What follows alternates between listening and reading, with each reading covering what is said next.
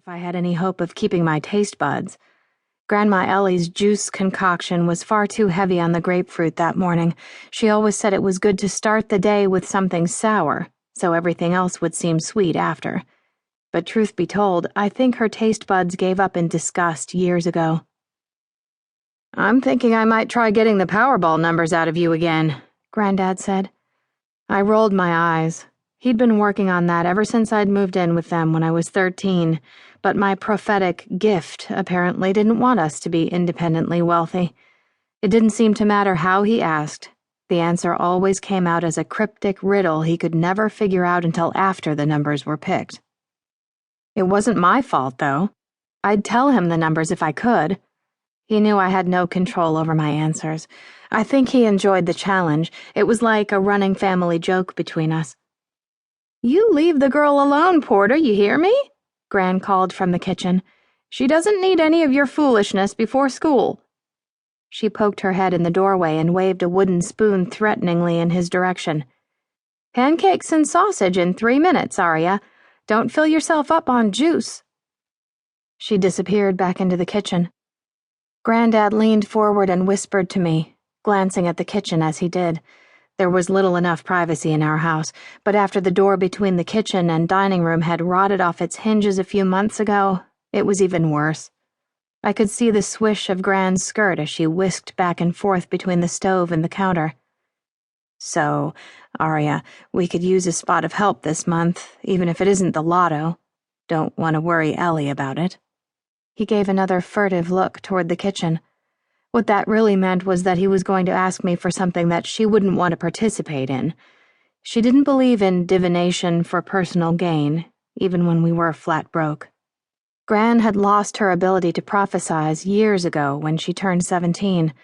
She still cast the stones, but the only answers you could find that way were far more general than specific, not the kind of help Granddad was looking for. I nodded, and he scooted his chair a little closer to the table. "So, could you tell me who's going to win the third race?" He leaned over to put the tip sheet in front of me. I waved it away. It wasn't necessary. I let myself go loose so I wouldn't interfere with the answer. Usually, I'm trying to hold it back, and it felt strange and freeing to let it all go. "Your gambling away may bring loss easily. Question it," I said, then paused to gather myself. "Sorry, Granddad. I guess that won't help much." I sighed. It was times like these I wished I had any amount of control over what came out of my mouth. Gran may not approve, but giving tips to Granddad was the only way I had found to contribute. Money had been tight since I had moved in, and it wasn't like Mom or Dad ever sent any funds our way to help out with things. It had been months since I'd heard anything from either one of them, and that had only been a birthday card signed by Janice, Dad's second wife. He hadn't even bothered to scribble his own name on it. No money in it either, just a generic card with a teddy bear on the front.